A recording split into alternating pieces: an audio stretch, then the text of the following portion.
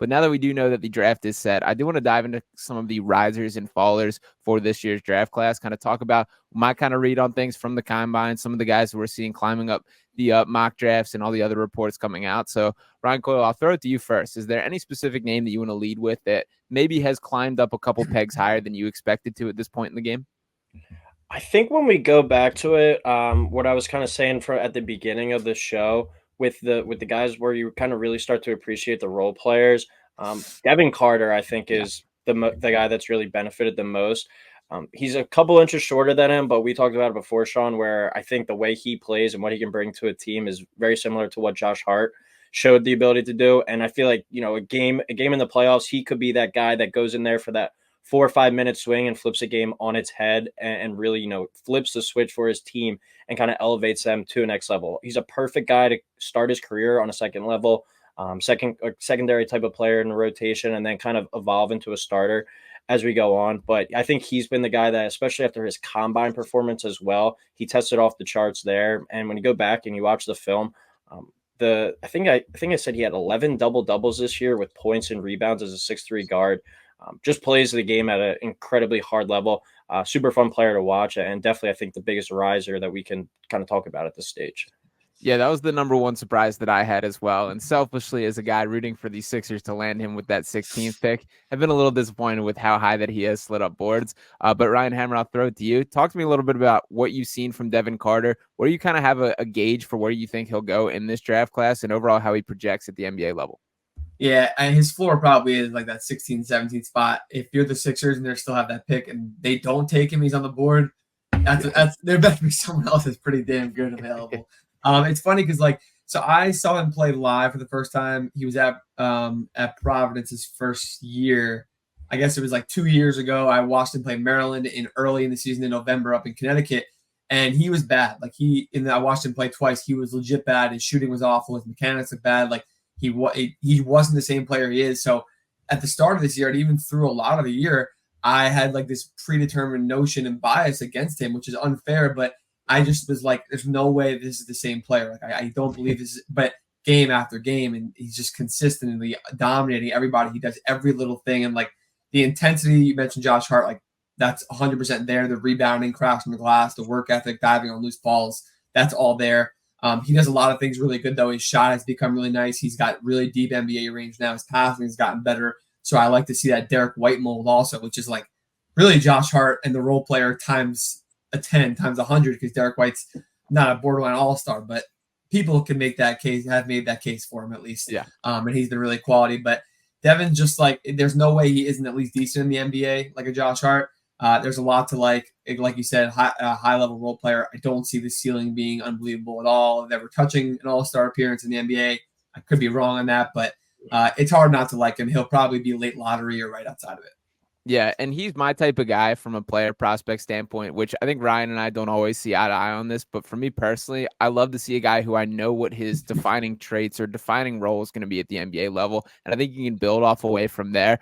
That's Devin Carter, that you know exactly what he's going to be. He's going to be a hard-nosed defender. He's going to be competitive. He's going to do the little things, be scrappy. And once again, if he's there at 16, I'll be jumping for joy. It does look like it is looking unlikely that is going to be the case there. Another guy that I think did quite a job for himself during the combine specifically, and a lot in the scrimmages that really impressed me, is Baylor Shireman. That he's a guy that we know him. He's been around college forever. I believe he was a 5-year guy, 2 years at Creighton there. He's a dude that I also think projects pretty highly at the NBA level. That is going to be just one of those winning players that sticks around. So Ryan Hammer, I'll throw it right back to you. What's your kind of feel for Baylor Shireman? How much did he help him, and where can you see him coming off the board here? Yeah, that's my guy right there, through and through. I've only spoken to him a few times on the personal level, but on the floor, man, offensively, there's not a single thing he does not do well. Passing, scoring, rebounding, scoring on all three levels. He can shoot. He's almost maybe not Dalton Connect level, but unconscious in big moments where he's more than willing to take big shots and create big opportunities. He's turning 24 before the NBA season starts, I think if my math is right. So I don't think he'll ever touch all-star appearances, because usually by 24 if you're going to get to that level. But I agree with you. The age doesn't matter. I don't care. He should go. If the team took him in the lottery, I wouldn't be mad at all. I think he should be considered in the same spot where Devin Carter is, in the same kind of light that he is, and he's not being. I think that's unfair to him, but whatever. Someone's going to get a steal when you look at teams like the Knicks and the Pelicans and everyone in like that early 20s range that can Yeah. use a guy like that, like it makes a lot of sense. There's so much to like about his game. Yeah, definitely. And I think age is something that's held way too highly against guys. And I get it from the long term standpoint that you're obviously projecting what they can be, and this is more of a finished product. But Dalton Connect's another guy who I think fits right into this Baylor Shineman conversation where you know what you're going to get from day one. They're going to be plug and play role player type guys. And like there's still room to grow there. They're just, 23, 24 years old.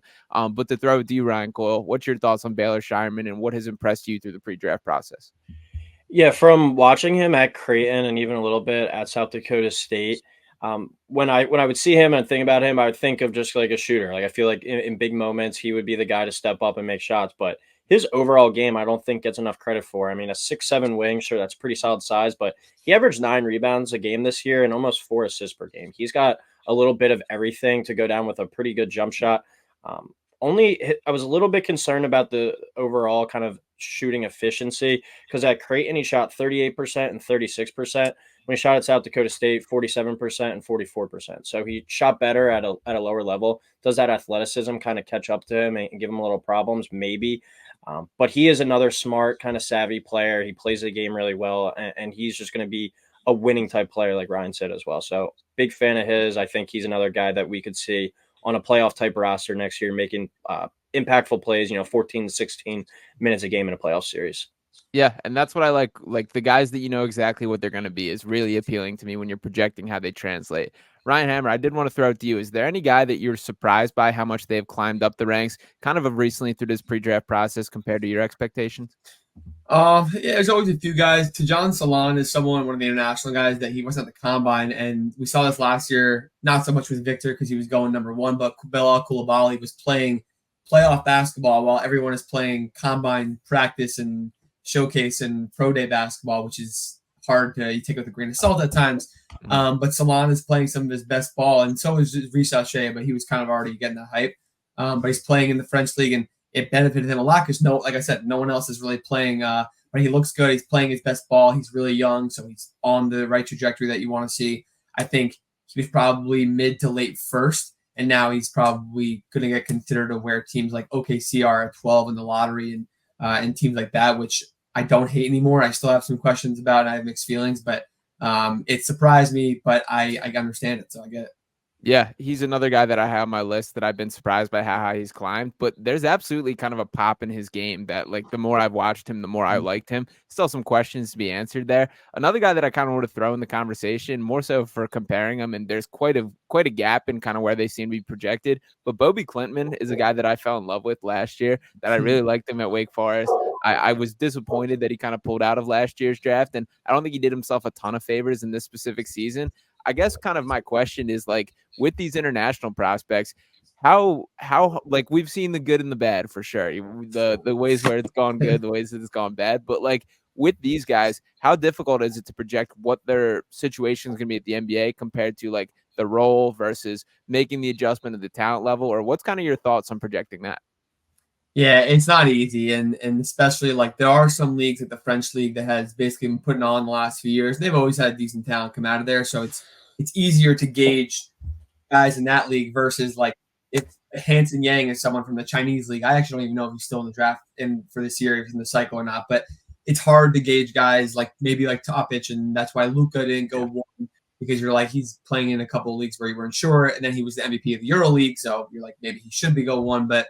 I think it's tougher to gauge certain leagues, but I think over time it's become easier and you can trust it more. The NBL and in Australia has become down under, and it's only going to keep growing. The internationals have taken over the NBA. They're continuing to take over the draft, and like next year, I know there's a ton of good international kids. There are domestic kids also that are awesome next year, but it's just going to keep growing and growing and growing. So at some point, people are going to have to just keep trusting it and just trusting what their eyes tell them. Yeah, it did warm my heart. I forget if it was Salon or if it was Klintman, but I flipped on a game and he was going against Tiger Campbell, which brought a smile to my face. Wow. The UCLA. Yeah, I don't know where he's playing. Holy crap. Yeah, it was so that was a cool moment. I appreciated that there. But Ryan, do you have any other names you want to bring up as far as the risers category here? I think one, maybe not necessarily a riser, but maybe a player where it's like people might be kind of overthinking it. And I'm not saying he's got the ceiling or be capable of what Jalen Brunson did this playoffs, but I mean, what Tyler Kolek was able to do the last 2 years at Marquette, and just like watching more and more of him, like you can just see he's just a smooth player of the game. He's never going to wow you with athleticism like Brunson. He's never going to be the flashiest player, but he always just seems to be in the right spot on both ends and just getting stuff done. So I guess, Ryan, I'm kind of intrigued to see what your thoughts are on Tyler Kolek, and do you think that he could be, a starting point guard down the line?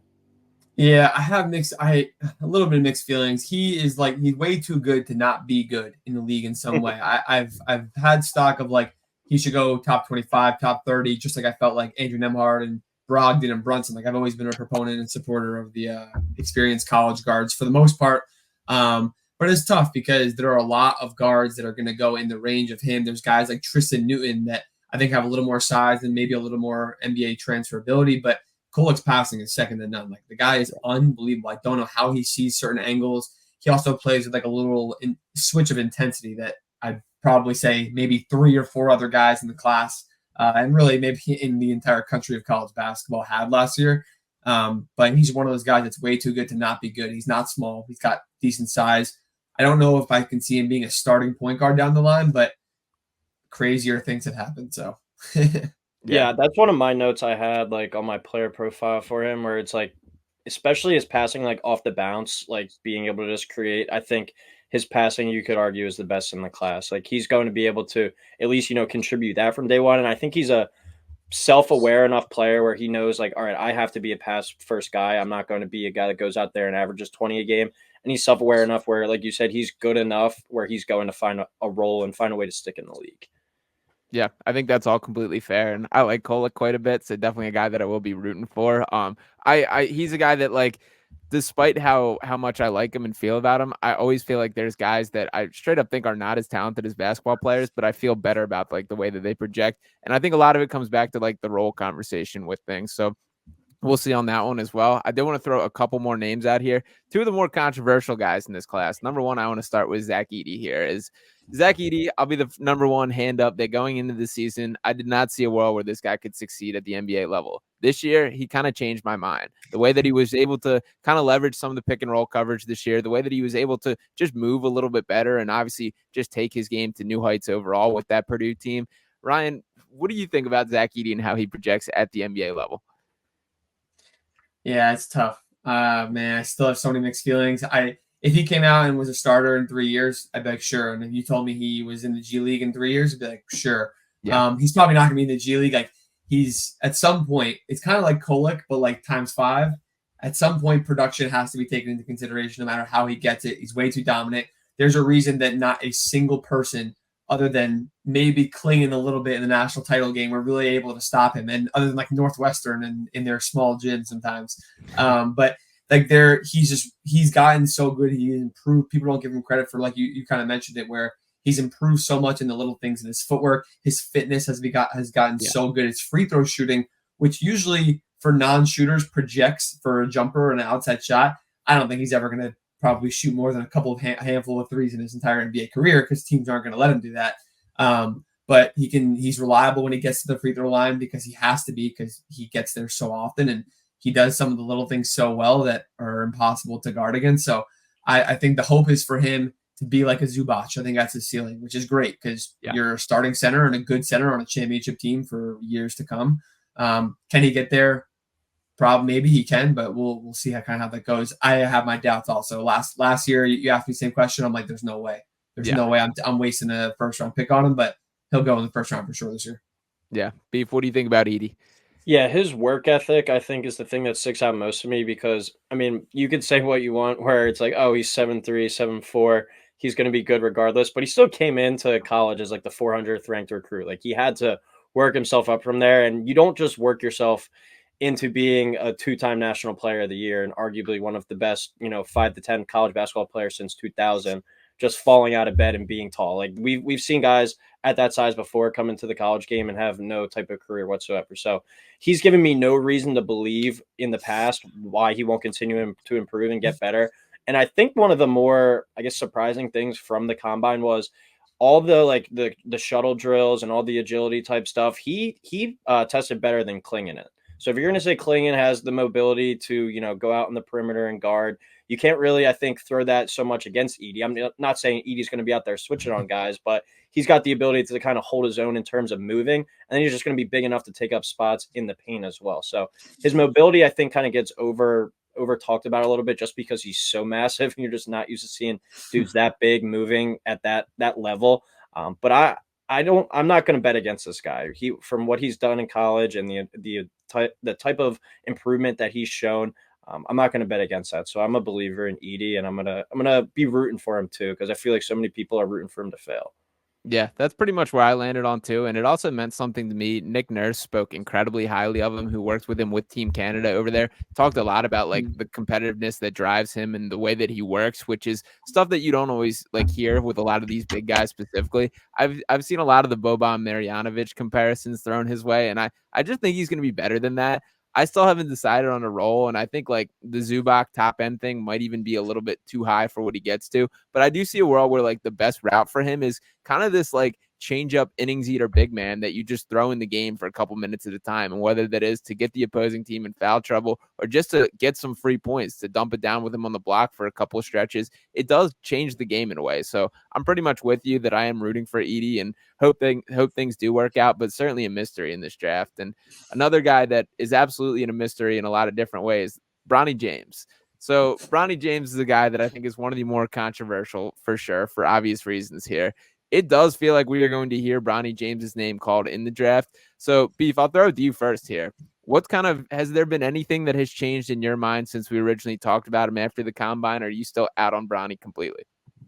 I'm still out on him, and I'm starting to get to the point where it's like I'm annoyed because people are like, "Oh, well, I can, definitely see him being a good NBA player just because he's LeBron's son." Like, it doesn't mean he hasn't shown you like for good reason, especially this year at USC. But then even like in high school, like he was slowly rising, but he's still an undersized kind of wannabe combo guard. He hasn't shown us in flashes really at all that he can be a superstar type player. He's just going to have a couple of ESPN highlights because it was a steal and a dunk because he was Bronny James. Like, I'm not saying I'm rooting against the kid, but the LeBron camp with this situation, I am rooting against, because that's just being, detrimental to the kid, where you're like, he's not going to take a two-way deal. All right. So what are you going to do? Stick his ass on the bench? Because even if LeBron if he wants to still win, I don't think putting Bronny in the game with him on, November 1st or whenever the season starts, that's a winning formula for the Lakers. Yeah, it did cross my mind that if he does go on another team, we could see LeBron with a chase down block on his son, which that would be kind of cool in my mind. But yeah, I don't know. Ryan Hammer, what is your thoughts on Bronny James? Yeah, I know that everything is genuine. His intentions are always good, and they're not like it's hard because he's never ever going to get judged, whether he's amazing or not, or awful or somewhere in the middle. He's never going to get judged fairly in a good and bad way. Like it kind of just is what it is, and obviously they feed into it a little bit as they should. Like that's who they are. He's LeBron's son. Like it kind of is what it is. I would not use a draft pick on him. I would probably go spend an undrafted pick on him and put him into 2A if I could, or put him in the G League. Obviously, he doesn't want to do that. But it's tough. There is some sort of nepotism involved. 100%. We'd all be blind if we didn't admit that. But that's kind of the world we live in. And it would not be the first time, and it won't be the last time. Yeah, absolutely. And I hate to be fully negative, because I do think there's a world where in a couple years from now, like this guy is ready. He did have like a brutal path. Like we know the heart issue, and that USC team was a disaster as a whole this year. So I don't think we're viewing him in the best light that is the case. But the bottom line is he's just straight up not quite an NBA player right now. And we got to kind of call a spade a spade. And by the way, I do want to give a quick shout out to our guy, Jay Ziza here, who is sticking in the draft from Bowling Green, averaged a whopping 0.7 points per game on 12.5% from the field this season. His uncle also happens to be the owner of the Pistons. So Bronny may not even be the worst example of nepotism in this draft. That shit is so much worse. If he even gets like, what are they going to give him? They're going to give him a G League deal, or are they going to get that shit is crazy. Yeah, I believe he had one basket this year, and it occurred when they were up 84-44 against. I saw it. My man Dan Pfeiffer posted it. It was tough. It was off a dribble handoff, and he was like fadeaway three. He's only like 6 feet tall, also. So he put up my senior year D3 stat line that you just read out right there. Here we go. Getting on the board. Yeah, you might as well declare their Beef. But yeah, I mean, I did declare. There was a video and everything. There we go. But for all the risers, there do have to be some fallers. So I did want to talk about some guys that are falling down the ranks a little bit more than I expected. Number one, I want to start with is Matas Buzelis. I love Matas. He's a guy that like has the pop to me. Obviously played with that Ignite team. He was also in the Rising Stars game where he really made an impression on me because he was kind of just going like eye to eye against some of these like legitimate like NBA players. He's very Franz Wagner to me. That's probably the number one player comp that I would give him. Ryan Hammer, what are your thoughts on Matas Buzelis? I like Mattis a lot. People get on him a lot because he's an upside play for sure. There is a floor, but it's all for the upside swing. To be that long and tall and have that level of skills on the ball and move and mobility wise, like it's very rare. People don't really seem to realize that for some reason. The shooting and the turnovers and decision making, like he makes some terrible decisions on Ignite, but that's also partially because he's playing on Ignite and they don't play with a real system at all. And it kind of is what it is. And there's focus concerns, defensive concerns. These are all things that, like, yeah, it's a lot, but you can easily adjust and tweak in the right team, the right system, and the right coaching and stuff like that, and mentors. On the skill set alone, I would bet to use a top 5 pick on him. All the Pistons fans get pissed at me when I'm like 5 Mattis because he fell here. You should take him, and they're like, we don't want a guy who can't shoot. I'm like, he can shoot. He'll be fine eventually. Hopefully, that's the hope and stuff like that. But I like him a lot. I understand why people are concerned about him, but there are things that they are concerned about that are very fixable. So yeah, that's where I'm at too. And the decision making is probably the number one thing that jumps out as a negative to me. The shooting, there's obviously concerns as well. He's a highlight reel type guy that he does live for the big moments, sometimes at his own expense. Beef, I know we've texted back and forth about him a little bit. Still pretty high on your board as well. Yeah, I really like his game. I mean, I think I was saying to you, like, why isn't he being talked about as the number one player? Because he's got some eye-popping athleticism to him, and that might, he might not get looked at it because he's a scrawny kind of white kid, but he's got some eye-popping athleticism where on those dunks, his head is almost above the rim, and just some of the moves, like he's got a smooth game as well to him. I really like him, and I think I won't be surprised 2-3 years from now that he's looked at as the best player out of this class. Yeah, I think that's on the table as well. I absolutely think he should hear his name in the top 5, and it seems to be trending towards that not being the case. So it will be interesting. And he's been a high pedigree guy for the entirety of his basketball career. It's not like this guy came out of nowhere. So will be interesting to see there. Another guy I wanted to bring up is Kyle Filipowski. Kind of a bit of a weird trajectory for him. He obviously stuck in that second year at Duke. I thought he was going to be a one and done guy last year. Ultimately came back, did show some signs of progress, but I don't think he necessarily took those next steps. I do think he benefited from having Jared McCain and a little bit of a better system this year for that team as a whole. But it does feel like he's kind of sunk to this like fringe first round pick, back end of the first round type guy, when I did think that he would at least be a guy that's for sure hearing his name called in the teens. So Ryan Hammer, what are you seeing from Filipowski, and what's your gauge on where he hears his name called? Yeah, it should be in the first round because another thing on production and his ability to stretch in some way, and he's just overall a good player. I do have my weird concern is like almost like a positional thing, which is strange because I'm very anti like strict positions, but he's not going to be able to compete consistently against true NBA bigs, and I don't think he's going to be able to keep up with fours either, like true forwards that would dominate him, and that worries me is that he doesn't fit either. So he's a little bit of a tweener, but not in a good way, which most of the tweeners are like, I don't know who the top of my head, like Jaren Jackson, John Collins, like those guys are tweeners in a good way. So that kind of worries me a little bit, and his physicality and his lack of plus wingspan and stuff like that. I don't think he's super fast and agile, and there's some defensive concerns.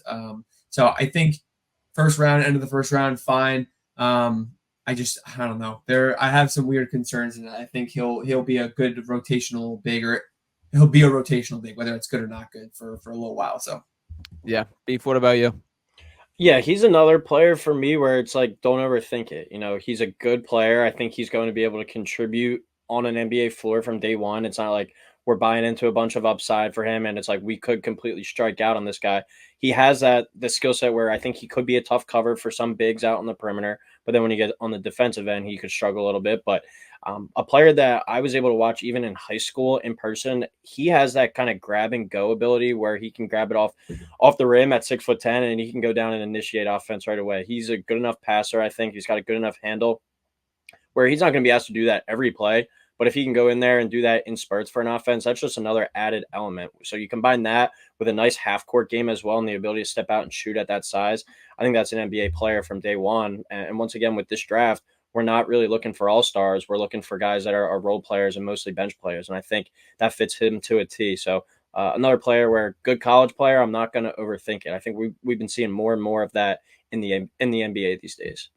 Yeah, the matchup concerns are definitely there. I'm really intrigued by using him off the short roll and having him be a playmaker off that. I think that's becoming more and more valuable in today's NBA, even just like with the Dallas Mavericks like right now, seeing how much Derek Lively has been able to open things up by spraying it to the corners and creating things. That's a role that I could see Filipowski really finding his way. I do see some of the grab and go ability, so I wouldn't hesitate too much by using a first round pick on him. But I do see, I guess I'm just a little bit surprised by how much that scale has shifted towards the back end of the first. And another guy that doesn't even seem certain to hear his name called in the first round at this point, Kevin McCullough Jr. I've been kind of really surprised to see the way that his stock has gone. So, Beef, I'll throw it to you first. What are you seeing from him, and any thoughts on where you think his name is called? He had a really weird end to his career at Kansas. I think that kind of put not a red flag, but just kind of like I don't know what the proper term is, but he was another really good college player, and it just kind of ended poorly. So I think sour taste in someone's mouth, maybe that's what we're looking for. But another player where ideal size on the wing at 6'7", doesn't really isn't like a great shooter. I don't think he was more enough of like a volume shooter in college where his sample size is that big enough. But just a really rock solid overall player. But Sean, when you say, defining traits, defining skills, there's not something I think besides maybe on the defensive end a little bit where I could point to and be like, wow, that's something that's really going to be impactful for him and going to be able to stick at the next level. But if we look back in 5 years and he is a rotational piece, I won't be surprised. But another player where we might just be overthinking a little bit because he is an older guy. He doesn't really have much potential. Could he go in there tomorrow and play? I think so, but I'm not the highest on McCullough. I'd rather take, a chance with some of these other wings. Interesting. Ryan Hammer, any thoughts by you?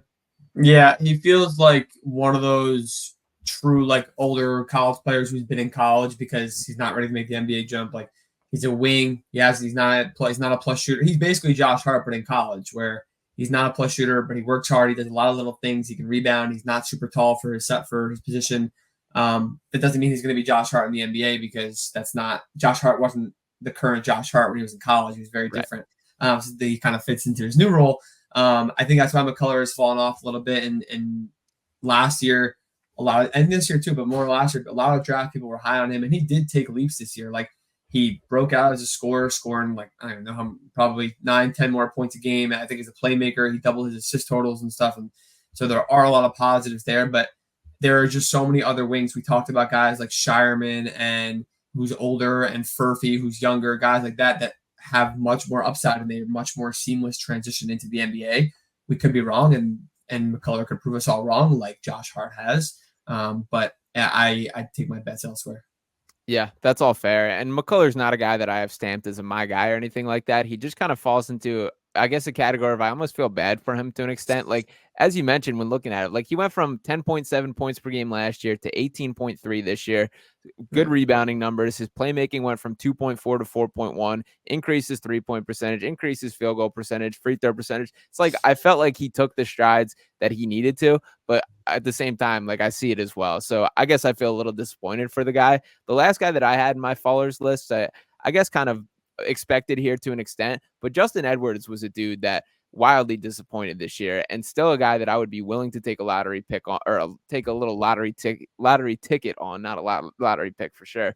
But Justin Edwards, a guy that has the pedigree, definitely underperformed and wasn't able to really carve out the lane for himself. Showed a couple flashes this year. But Ryan Hammer, what are your thoughts on Justin Edwards as how he projects to the NBA? Yeah, his game is probably better suited for the NBA, if we're being honest. Yeah. And I think he could be fine, and he very well might be.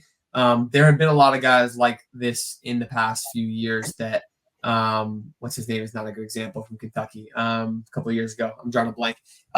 Chris Livingston or whatever it was last year, like not a good example because he was actually terrible at Kentucky, and like Justin Edwards was better than that.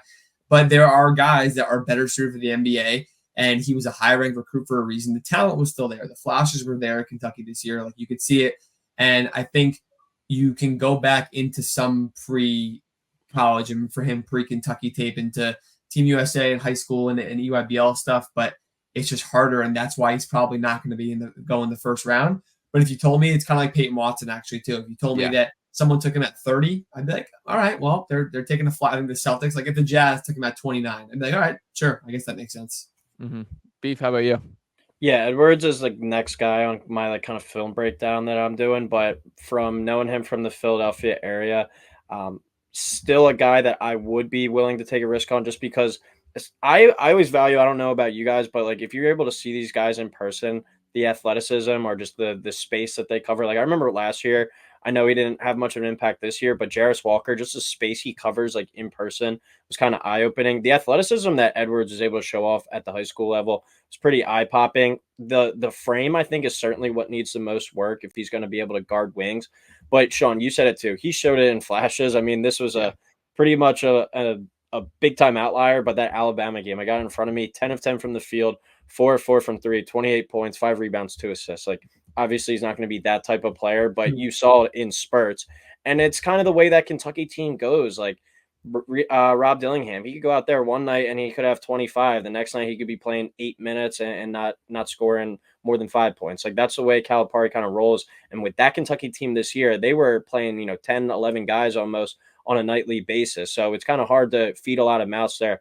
So another player where I think where the NBA, like Ryan said, might be suited better for him and his overall skill set, because I think his athleticism and just be able to get out there and transition, but he does have some work to do on his body still. I would have liked to see him go back for like one more year of college, maybe even transfer elsewhere. But I'm still excited about kind of his long-term ceiling. And like you said, Sean, a guy that I would be willing to take a chance on at the end of the first round, because we know too how teams really love and value that pedigree. He was the projected number 1 pick on most boards coming into the season. So yeah, definitely. And are there any other names that you guys want to bring up as far as the followers category before we move on? One player I just kind of had my eyes on that I was kind of curious to what you guys think about him. He's not even being discussed really as a draft pick right now. I think he's more of an undrafted player, but I'm a little confused as to why. Is Antonio Reeves out of Kentucky as well?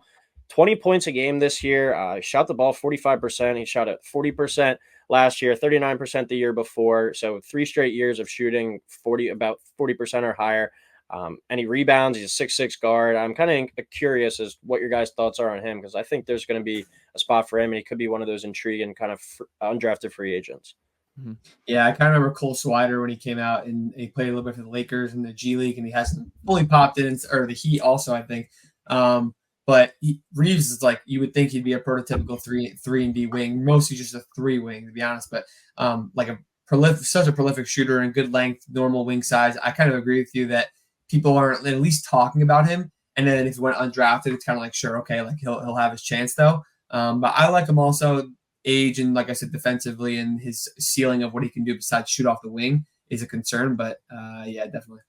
Yeah, I'm pretty much on the same page as you. He's a guy that I would probably take a chance on more so. I've seen a lot of kind of these like overseas guys sneaking into the back end. Like if I'm taking a chance, like I do think there's a little something there with Reeves. And I think it's also telling some of the guys that he has outshined, that like the Justin Edwards of the world, where he looked significantly better than for all of this season and throughout his Kentucky career or his time in college as a whole. So yeah, I'm more or less with you there, and kind of surprised the lack of buzz. He was a guy that I expected to do a little more for himself at the combine, though, to be perfectly honest, that I thought he might make a little buzz about himself, which didn't seem to fully come together there, but we will see.